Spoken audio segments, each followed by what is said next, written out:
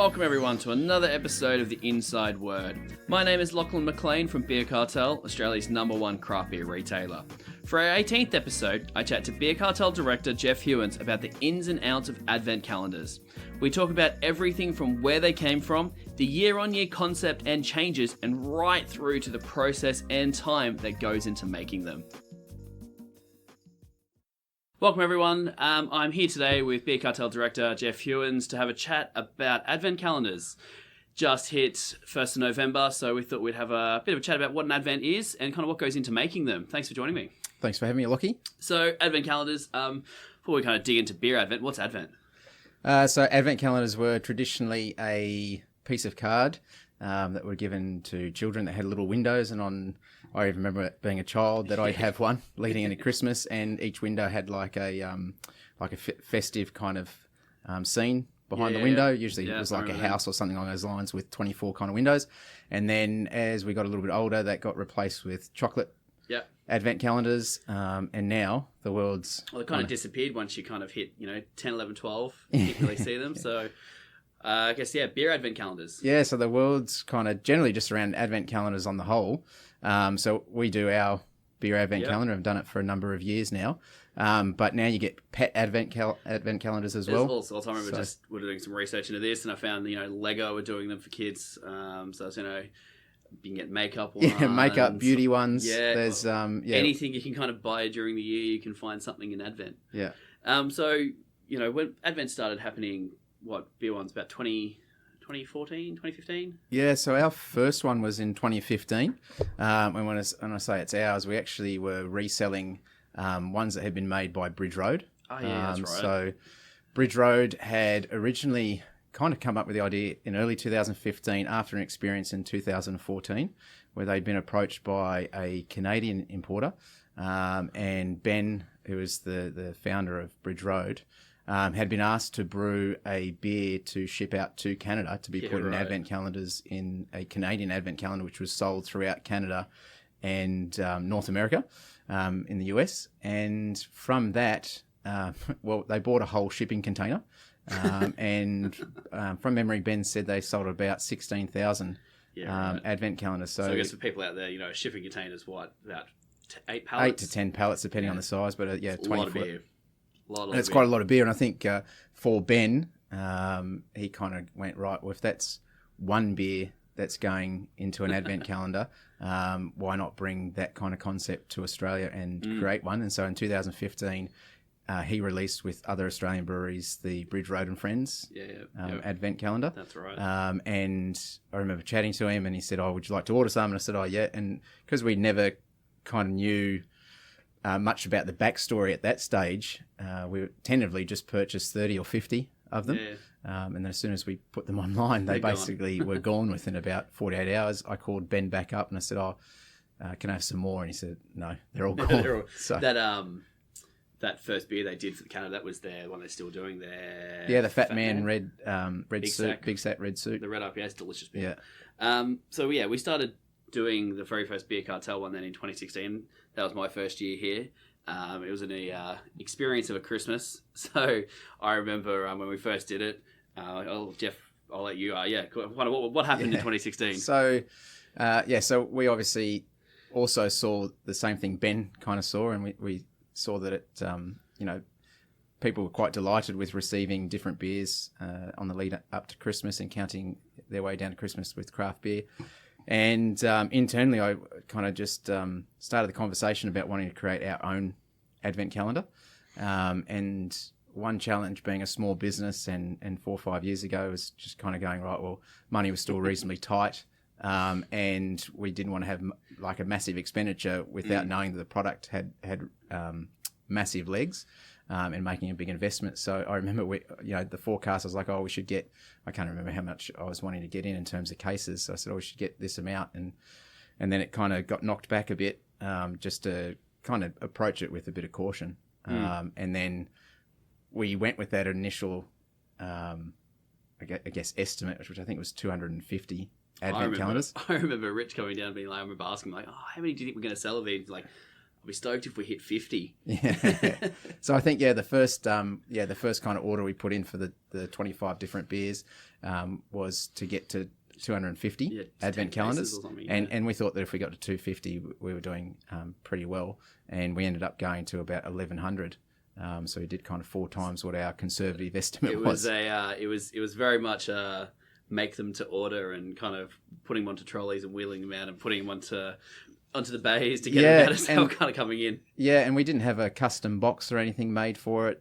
So one thing that I was quite keen to do was a traditional advent calendar always has 24 beers. But I want to make sure that people had a beer for Christmas Day. I thought it's all well and good to have one up until New Year's, but why not have one on Christmas Day when everyone's actually kind of celebrating and with family and enjoying a Christmas lunch or dinner?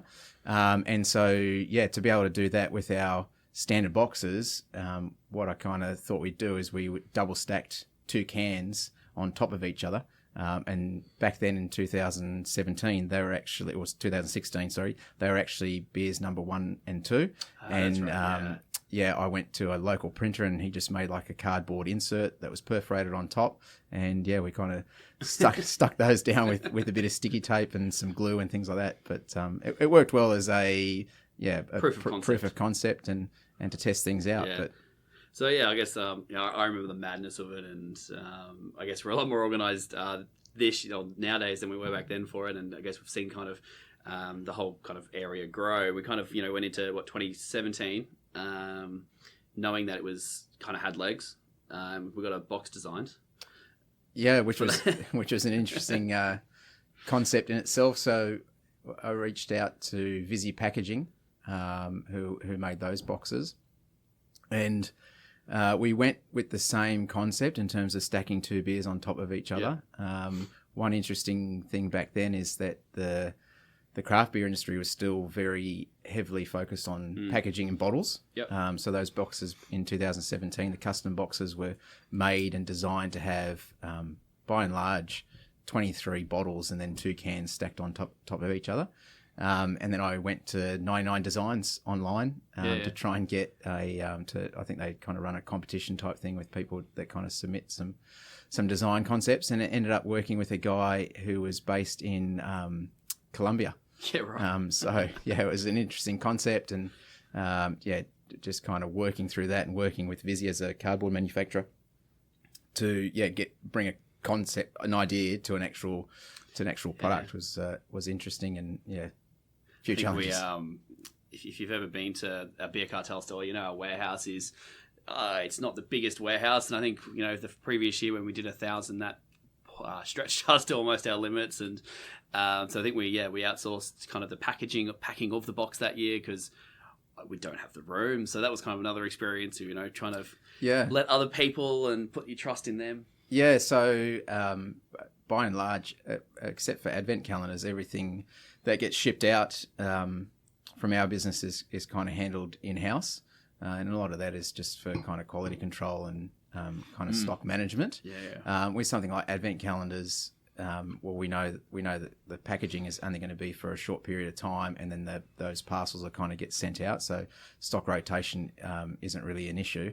And like you said, the biggest challenge we had was just space. So we were stretched on the first 1,000 when we were doing those in 2016, and then 2017 we did 3,000. And they actually, you might remember, they were being kitted up off-site at our third-party logistics company, but then they were coming back here to then be shipped out. Getting daily trucks delivering kind of 400 or 500 pallets at a time, and it was just like next run through. Oh, not quite 400 or 500 pallets. Yeah, I know 400 or 500 gavins on each 8 pallets or so, and it was kind of every day. It was like I think it was the most probably orders we pushed out through the warehouse. Yeah, and it definitely kind of stretched us, but it was another big learning curve, and I think that's one of the things is that we always just try and review things and then try and improve them. And one of the things that we do year on year, not just with our advent calendars, but other aspects of our business and within the industry, is we do surveys and try and improve. So one of the biggest changes, that box that I talked about, we used that for 2017 and 2018. And then we could clearly see that there was going to be a change on the horizon, or the change was actually kind of there, even in 2018, was with regards to craft brewers putting more and more of their beer in cans. So we knew we were going to face a challenge with just being able to fit canned beers into a box that was designed for bottles because they're wider. And so, we went out to everyone that had bought an advent calendar in the past and kind of asked them a whole heap of questions just with regards to what they liked, what they didn't like, and then whether or not, advent calendar of just cans was something that they would enjoy. So that's why this year we've moved to 100% cans, and brand new box design. I think on the survey as well, we learnt, people are heavily favouring cans as well. We kind of seen that maybe on the wall at 2018, but it wasn't as prominent as now. But I guess another thing that has been kind of writing on the wall for a little while now is consumers and, customers' preference for new beers and, always trying something new. And I think that last year was the first kind of trial of that. It's where we did 7, I think, one-off collaboration beers. Yeah, so in 2018 we did 7 collaboration brews. So the very least we did it with last year. So we did a couple of, couldn't get outside of the advent with 3 Ravens, Big Shed, Temple, Nomad, Mornington, Two Birds and Stomping Grounds. So we kind of went to them and, we did a beer with them. I think you flew down to Melbourne to brew those beers. Yeah, so I headed down to Melbourne. I kind of met with the brewers and had a couple of stand-ins on the brew days. So Stomping Ground. The token pour the hops in. Yeah, Temple had a visit there, 3 Ravens and Two Birds. And so it was just, it was a good experience to kind of understand how they go through their thinking process for actually making a beer. Right down, whenever you're making a brand new beer, it's not just a recipe. It's like the concept is the recipe, the actual label, and then actually getting the logistics to kind of happen. So there's quite a lot involved. So, yeah. And this year, hats off to you, Lockie, for kind of coordinating the beer side of this year's advent calendars. So I guess for this year, we kind of looked at last year's and kind of the surveys from this year where we knew, the cans were heavily favoured, which, by doing all cans, it meant we were forced into getting a new box. And the other concept was we knew 7 last year, so we went all 25. So for this year, it was all about getting, 25 new beers and, the idea of every beer you open up you've never had before.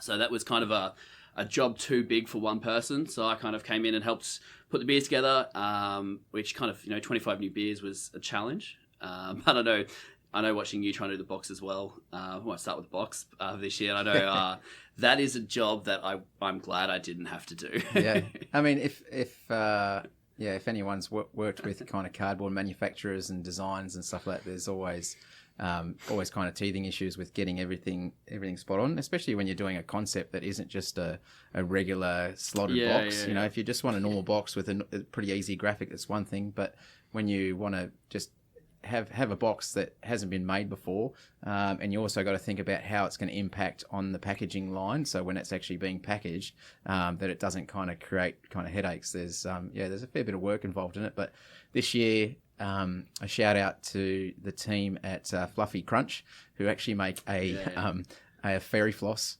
advent calendar, and we'd met them a couple of years ago, and they said that we inspired them to create their advent calendar, which we were stoked to kind of hear. But then they helped us out with giving us a referral to the person that designed it, and Felix, if you're listening to this, thanks very much for your help in designing the advent calendar box. We think it's come up a treat. Yeah, it looks absolutely fantastic. I think everyone I've spoken to has just said it looks absolutely awesome. I guess, you look at our advent box this year compared to every other case of beer. Like you said previous years, we've double stack cans. We don't need to this year because it's a cube. Yeah, so this year... Where'd that come from? That's a shout out to Rich for that. So, we were kind of just in a early stage kind of meeting, and he just said, well, it's 25 cans. You just do 5 by 5. And, it's like, well, the normal box was just turned into a square box, and it's about half the height. And, the really cool thing with it is that one piece of feedback that we had was just with regards to people wondering how they were going to have the beer each day in terms of making sure it was cold. So we kind of said, in the past, we just said, you could pop it out of the box in the morning, place it in the fridge, and by the time you get home from work, then you've got a nice cold beer. And some people said, that kind of, they know beforehand what the beer is, and they'd rather know in the evening when they're popping it open. So the beautiful thing with this new box is it's actually designed to go in the average fridge. So you might need to place a few things in the crisper or whatnot, but by and large, it'll fit in most fridges. It's that it's a little bit deeper on one ways, but not too deep, and it's not as wide, so and definitely not as high. Yeah, it's pretty much if you can put 2 6-packs, like I guess in depth in your fridge, then you can fit this box up. I guess on packaging as well. It's got an outer box. Never done an outer box, and the design for it as well is very different to previous designs. Yeah, so we again from the survey, we kind of knew that the previous box had one limitation, which was that it could get slightly scuffed up in transit as it's being shipped out around Australia, and so this year we went with having an external box to it, so it's boxception. It is. It's box. So it's a box within a box, and it just means that, and it's a real sturdy box. It just means that by the time it gets to someone's house, it is just still in mint condition. I guess you're talking before about the design aspects that go into it, and the thought process. Like we start this in April, May, possibly even earlier for some of the concepts, and people out there kind of think, they just see the final box, but the thought process of how to actually make the box, the physical actually creation of the box. So it's not what we call a RSE box where you just tape the bottom of it. It's it's a die cut box. It kind of all folds into itself. And I know you came up with some creative ways to help make the boxes that just kind of saves time, and we all kind of saw it and we're like, oh yeah, that's a cool idea, not really believing that it might work, and it works. What are they? So I quite like to tinker in the garage and make things, and a bit of DIY. And I kind of made this packing jig, which just makes that a lot easier to actually fold the die cut box. I kind of thought it might work, and in reality it does. So it's great to see it, and it has just assisted in being able to make the boxes more quickly. I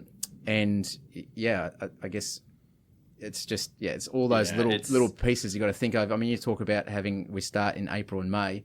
I think the idea for the jig was something that came to light about a month ago. And then kind of just went to Bunnings and threw some things together. Yep. But the reality is that so we have to start in April and May, just because we've got to kind of shortlist the breweries that are going to be on board, especially this year, because we've just started to go with 25 different beers, so beers that aren't your core range beers that you find in the everyday kind of bottle shop.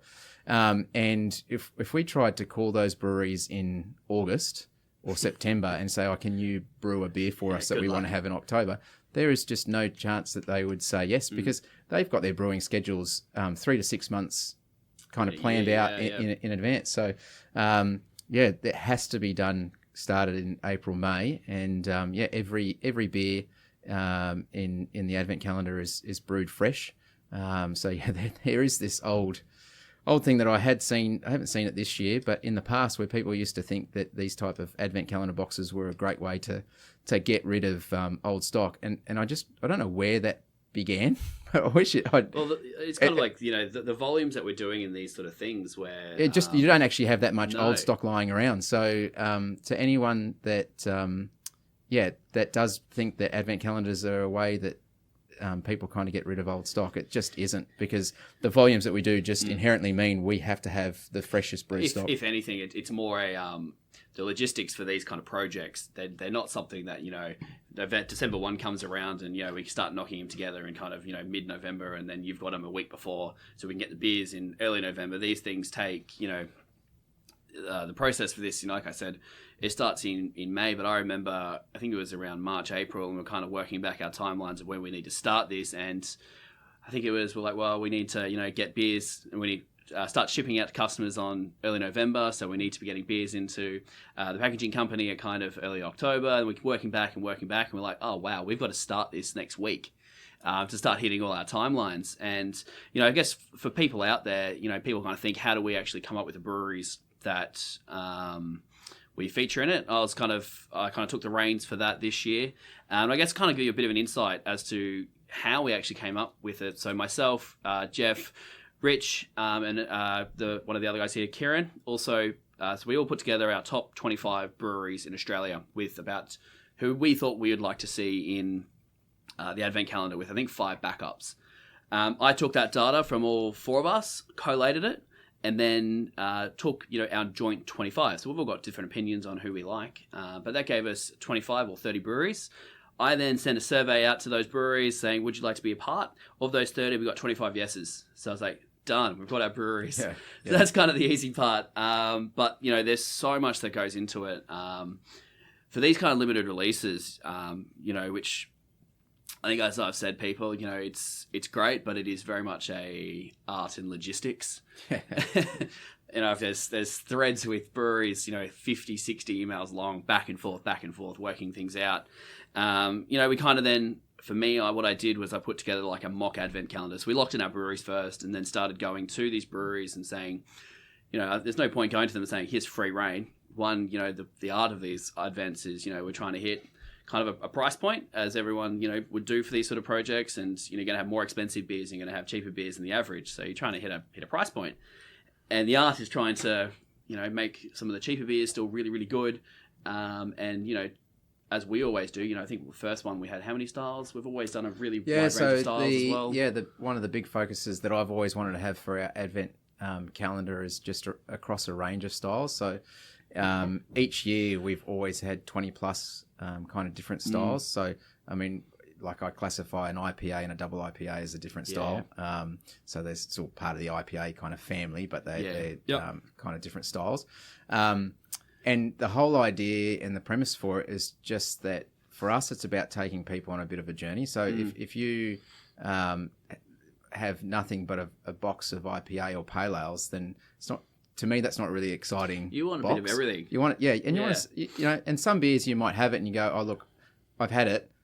I might not go back for a style like that because it's not exactly for me, but at least you've tried it and at least you know whether or not it's something that you may want to have in future. And that, again, I know I keep harping on about the survey, but the amount of people that came back to us and said that they just loved the kind of variety that was in there and the styles of beers. And some beers like last year, like the Dawn from Temple, that was a polarizing beer. So you almost had like 50% of people loving it and 50% of people hating it. I think in the questions of most loved, it was number 1, and then most hated, it was number 1. And it was just, but that, to me, that's kind of like, all right, so those people who loved it are now going to go try and chase that style of beer down. And then those people who didn't like it so much are going to go, right, well, that wasn't for me.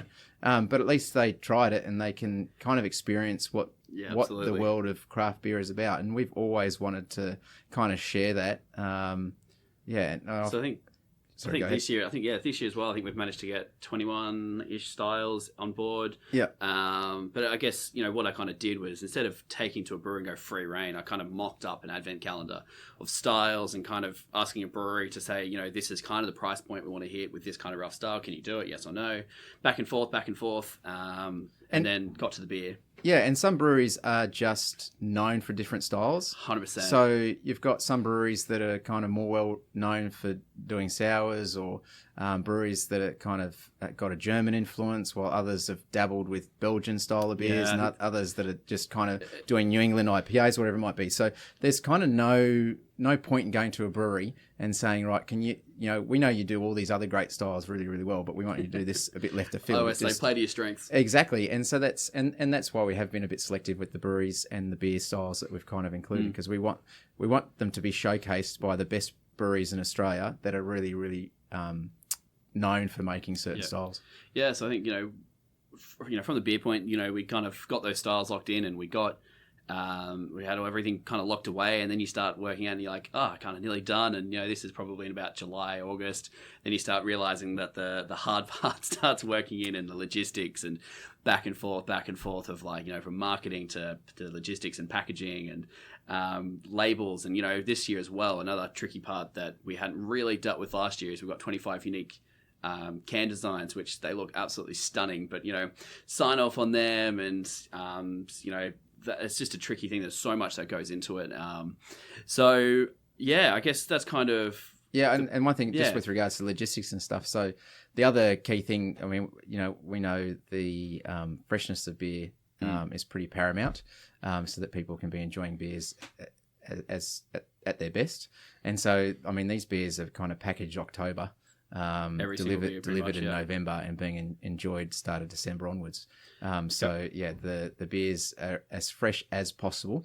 And yeah, they're gonna start hitting people's doorsteps very shortly. Even little things, on that freshness, the amount of kind of time and effort that goes into little things like the order in the advent calendar. So this year we had a probably bit better idea of kind of what we wanted to do. But I remember last year's one, we probably had 3 meetings back and forth of when should we have this beer here, and just the order that goes into it. Hazy IPAs and the hop forward styles you probably want. There's a big difference between the 1st of December and 25th in December. So then again, some of the feedback and you don't want all the big beers. Well, yeah. So people said, like having the higher ABV beers on a weeknight for some people wasn't ideal. So we also go down to thinking about, right, so do we want this 8% beer being on a Wednesday night, or is it better to have this beer on a Saturday night where someone can go, right, well, I can enjoy that and maybe 1 or 2 other beers, and kind of have a nice Saturday evening. So we try and get down to that kind of minute detail to ensure that the experience Advent calendar drinkers have is awesome. We do try to think of everything. So, for people out there, one question, actually, we had it on our Facebook group only yesterday, day before, and that's the order of which you drink it. Do you go from 1 to 25 and, kind of date specific, or do you go from 25 down to 1? I'll throw it over to you. What's for us the correct answer? Yeah, so for our advent calendars, we have always gone that you match the day that it is that you're opening the little flap on the box to the number. So if it's the 1st of December, you open flap number 1. If it's the 2nd, you go to number 2, and so on. So that on Christmas Day, you're opening 25th. Window 25th 25. Yep. And I guess last but not least, if you've ordered one out there, I think we're over 70% sold, so they'll be gone in a very short space of time. But if you have ordered one, when can you expect to see it arriving at your door? Yeah, so the kitting has started. So it's the start of November now, and for the last couple of days, the third-party logistics company has been putting all the advent calendar boxes together and putting all the beers in the boxes. And they basically start shipping from about the 1st onwards. So you might be one of the lucky ones that get one, and then maybe Monday or Tuesday, possibly even today. Yeah, I think we sent a few out yesterday. Yeah, they get sent out in the order that the kind of orders were received. So if you were at the very early start when we had our pre-order back on the 16th of September, and you got the early bird pricing, then you'll be one of the first to kind of receive the advent calendar. And then shipping kind of Australia-wide, depending on where you're based, can kind of take up to 5-7 days type thing if you're on the West Coast. I guess before we kind of close it off, one last question I didn't actually write down. I thought we might touch on ideas for next year. What are we we've bounced around a few. I don't know if I want to commit to them, but how do we kind of take it to that next step? I think one thing is that you can expect to see cans again. I think that's a given. I think you can expect to see probably once again never before seen beers. Yeah, I think that, while the the process takes longer to do when we're kind of collaborating on 25 different beers and the logistics involved, I think that's definitely something you can expect to see. But yeah, I probably won't. We've got ideas. We've got lots of ideas, as we always have at Beer Cartel. But I think we'll wrap up there. And for everyone out there, hope you enjoy your advent calendar. We've got an Instagram hashtag Beer Cartel Xmas. So post any photos you have on it. But thanks for joining me. Yeah, thanks very much. And one other last thing is there will be daily tasting notes with us. Yes. So when you receive your box, if you open the outer box, inside there's a little flyer. There's a competition on there with regards to taking a photo and sharing it using that hashtag that you just mentioned, Lockie. And then on the back of it, there's a link to be able to register to get daily tasting notes at 5 p.m. Yeah, especially for this year, because you would not have had them, so you would not actually know what the beers are. Yeah, you cannot look them up on Untapped, and you can't really, they're not on Rate Beer or anything along those lines. So. Awesome. Thanks, everyone. Thank you. To everyone listening, I highly recommend that you purchase a Beer Cartel Advent Calendar. It has been an absolute privilege working with the 25 breweries to create 25 unique beers, and I really hope you enjoy them. Once again, thank you so much to Geoff, and if you have any questions, please let us know on our Facebook group, Beer Cartel's Craft Beer Collective. If you'd like to continue to stay up to date with the latest from the craft beer industry, please hit subscribe at either iTunes Podcast, Stitcher, or wherever you listen to your podcast. That's it for today. I'll see you next time.